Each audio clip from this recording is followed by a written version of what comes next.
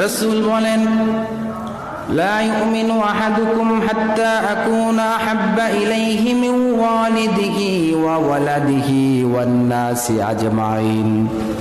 আল্লাহর রাসূল বলেন, ততক্ষণ পর্যন্ত তোমরা পরিপূর্ণ মুমিন হতে পারবা না, ততক্ষণ পর্যন্ত তোমরা কেউ পরিপূর্ণ ঈমানদার হতে পারবা না, যতক্ষণ না পর্যন্ত তোমরা তোমাদের নিজেদের থেকে, তোমাদের মা বাবা থেকে, তোমাদের আত্মীয় স্বজন থেকে, তোমাদের স্ত্রী পরিবার পরিজন থেকে, যতক্ষণ না পর্যন্ত রাসূলুল্লাহকে তোমরা বেশি ভালো না বাসবা, ততদিন পর্যন্ত তোমরা পরিপূর্ণ মুমিন হতে পারবা না।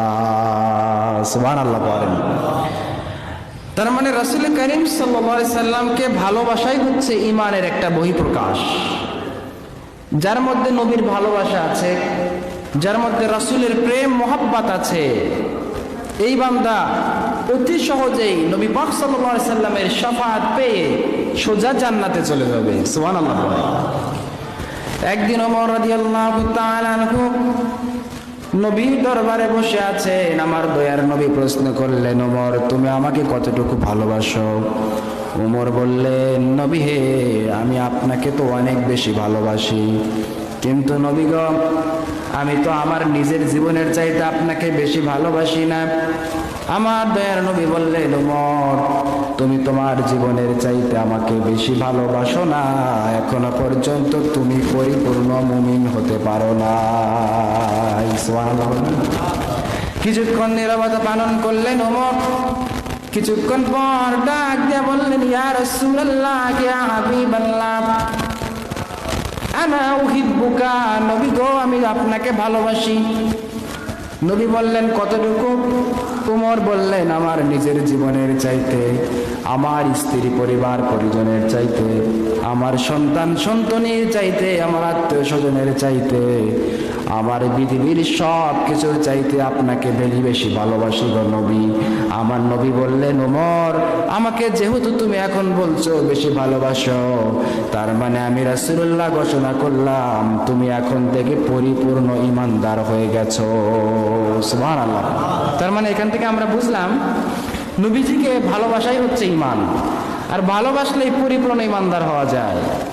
যার মধ্যে নবীর মহব্বত নাই, নবীর ভালোবাসা নাই, নবীর উসওয়াতুন হাসানা নাই, সে কখনো পরিপূর্ণ ঈমানদার হতে পারে না। এটা হচ্ছে আল্লাহ পাকের ঘোষণা। শুধু তাই নয়, আল্লাহ রাব্বুল আলামিন এই পৃথিবীর জমিনে লক্ষ লক্ষ কোটি কোটি অগণিত মানুষ বানিয়েছেন। হাজার সৃষ্টিকুলের মাঝে আমার আল্লাহ পাক শ্রেষ্ঠ মাখলুক বানিয়েছেন মানুষকে। সুবহানাল্লাহ বলবেন না?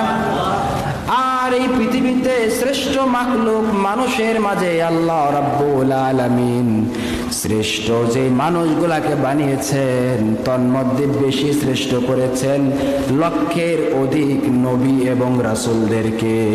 সুবহানাল্লাহ। তার মানে আমরা পেলাম এই পৃথিবীর জমিনে রব্বুল আলামিন হাজার হাজার প্রাণীকুল বানিয়েছেন, সৃষ্টিকুল বানিয়েছেন। সব সৃষ্টিকুল থেকে আমার আল্লাহ রব্বুল আলামিন মানুষকে শ্রেষ্ঠ বানিয়েছেন।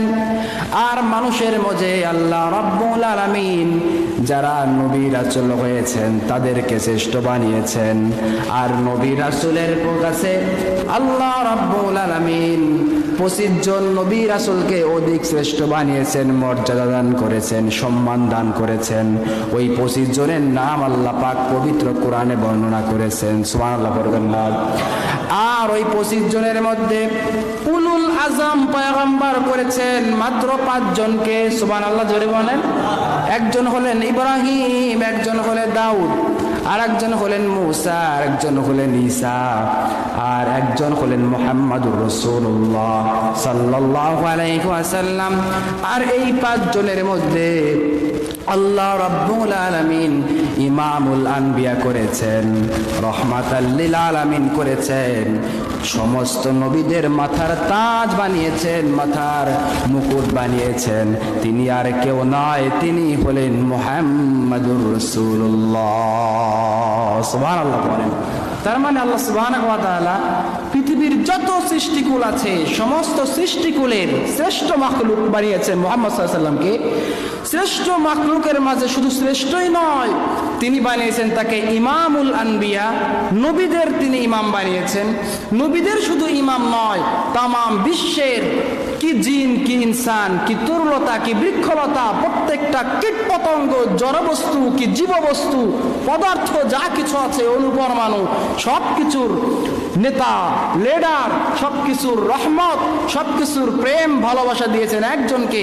তিনি হলেন আপনার নবী, আমার নবী, রহমাতাল লিল আলামিন। তার মানে নবীজির প্রেম, নবীজির বরকত, নবীজির রহমতই হচ্ছে আমাদের জন্য ঈমান। সুবহানাল্লাহ পড়বেন না?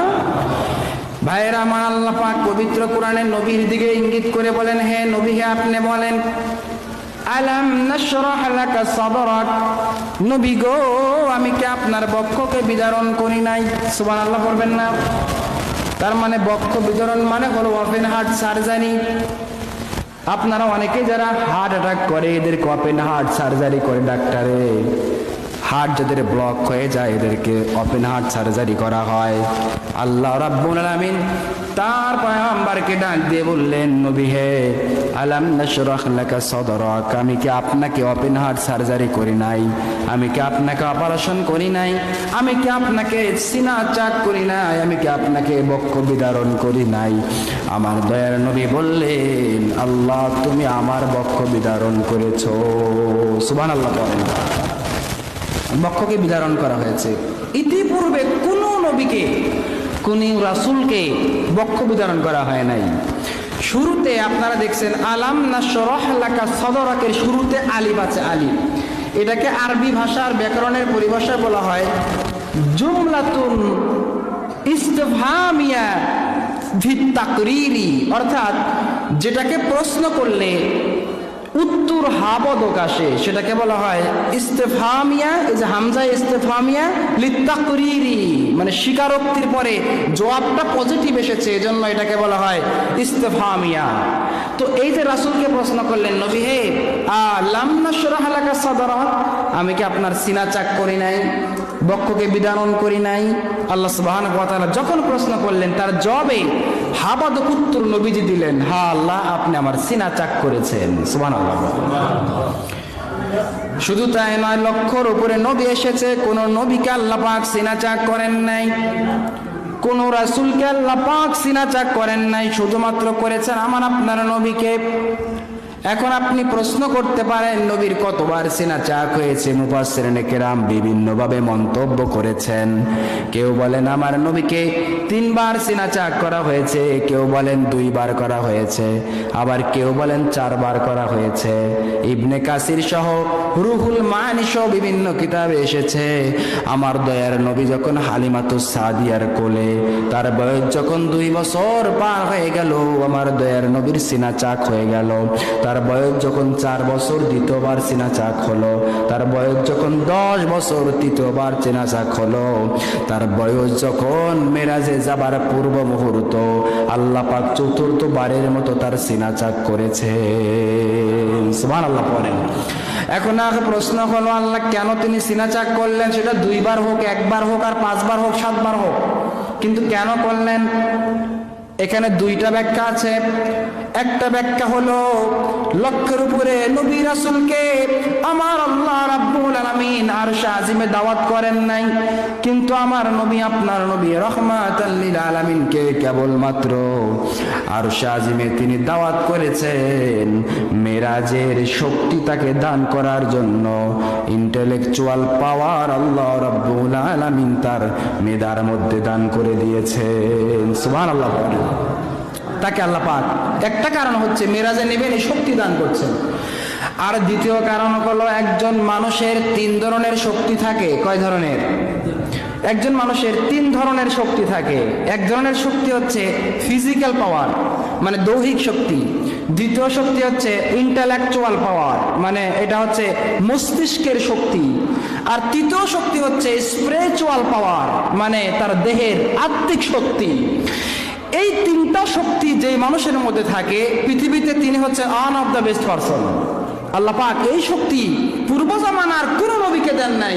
কোন নবীকে ফিজিক্যাল পাওয়ার দিয়েছেন, কোন নবীকে ইন্টেলেকচুয়াল পাওয়ার দিয়েছেন, আবার কোন নবীকে ফিজিক্যালি পাওয়ার দেন নাই, ইন্টেলেকচুয়াল পাওয়ার দেন নাই, কিন্তু স্পিরিচুয়াল আত্মিক শক্তি দিয়েছেন, এই শক্তি তাকে শক্তিশালী করেছেন।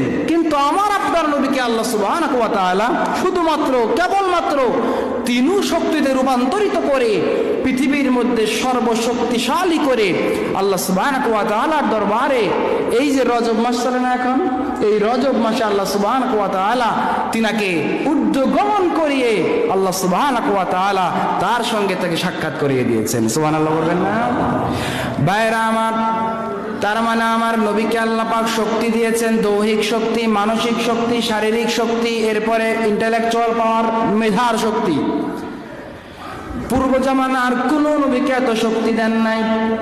এখন প্রশ্ন হলো, এই তিনটা শক্তি থাকলেই বা কি লাভ হবে? আপনার যদি শুধুমাত্র ফিজিক্যাল শক্তি থাকে, ইন্টেলেকচুয়াল শক্তি না থাকে, আপনি সফলতা লাভ করতে পারবেন না। আবার আপনার ফিজিক্যাল শক্তি নাই কিন্তু ইন্টেলেকচুয়াল শক্তি আছে, আপনার সফলতা লাভ করতে কিছুটা কষ্ট সন্নিহিত হবেন। এরপরে আপনার দুইটা আছে কিন্তু আত্মিক শক্তি নাই, এরপরেও আপনি সফলতা লাভ করবেন না। আমরা দুনিয়ার জমিনে দেখতে পারি ফিজিক্যাল শক্তির অনেক মানুষ আছে কিন্তু পড়াশোনা করেন নাই, মূর্খ হয়ে আছে।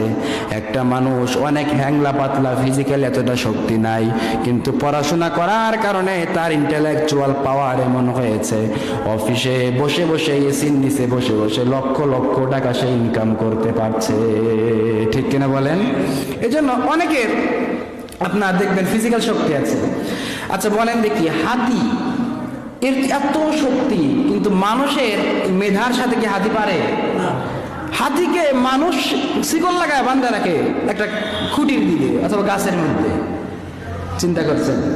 এখান থেকে আরেকটা কথা আমার মনে পড়লো, এই যে হাতিকে বাইরে রাখেন না আপনারা, যদি আপনি একটা ছোট্ট হাতিকে বেঁধে রাখেন কোনো গাছের সাথে, সেখানে যদি ধরেন আপনি 3 মাস 6 মাস বেঁধে রাখছেন, এরপরে ওর পায়ে যদি আপনি শিকল আর নাও লাগান, ওই গাছের ওখানে থাকবে।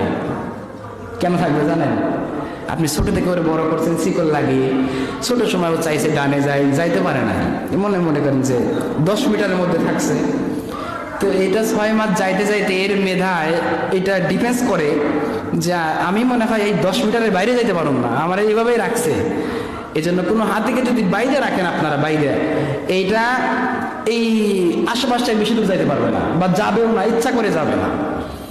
আপনাদেরকে এখান থেকে শিক্ষা হচ্ছে, আমরা যারা গ্রামেই শুধু থাকি, বাইরের দিকে আমাদের নজর তেমন কিছু নাই, আমাদের এই গ্রাম সোয়াটপাড়া নিয়ে আমরা আছি, কিন্তু আমাদের পুরো রাষ্ট্রে কি হচ্ছে এই খোঁজ খবর যদি না রাখি, তাহলে আমরা হাতির মতো হয়ে গেলাম কেমন যেন। এই জন্য একটা মানুষকে তার ব্যক্তি জীবন, পারিবারিক জীবন, রাজনৈতিক জীবন, রাষ্ট্রীয় জীবন, সামাজিক জীবন, প্রত্যেকটা বিষয়ে জ্ঞান রাখা আবশ্যক এবং এটা কর্তব্য, যদি আপনি একজন সৎ বাংলাদেশের নাগরিক হয়ে থাকেন। এজন্য একজন মানুষের শুধুমাত্র সাহস, আপনার ফিজিক্যাল শক্তি আছে তাই বলে সে অনেক পাওয়ারফুল এমনটা নয়। অনেক মানুষ অনেক সুটাম দেহের অধিকারী, 10 মন মাথায় নিয়ে একাই যাইতে পারবে, ফর এক্সাম্পল। যদিও 10 মন পারবে না, অনেকে 2 মনে বেশি পারে না, বা 2.5 মন 3 মন পারে সর্বোচ্চ। তো অনেক মানুষ আছেন অনেক শক্তিশালী, সামনের দিকে যাচ্ছেন তো যাচ্ছেন, কিন্তু শিক্ষিত মানুষের এক কলমের খোঁচা ও কুলাইতে পারবে না। এবার অনেক মানুষ আছেন যারা ইন্টেলেকচুয়াল বুদ্ধি অনেক বেশি, এত বেশি মাথার ব্রেন, এই ব্রেনের ওয়াকাম কুকাম কইরা 10 লক্ষ টাকার ফাইল এক কলমের খোঁচা দিয়া সে 10 কোটি টাকা বানিয়ে ফেলছে। এরকম আছে না ডাকাত? এরকমও ডাকাত আছে।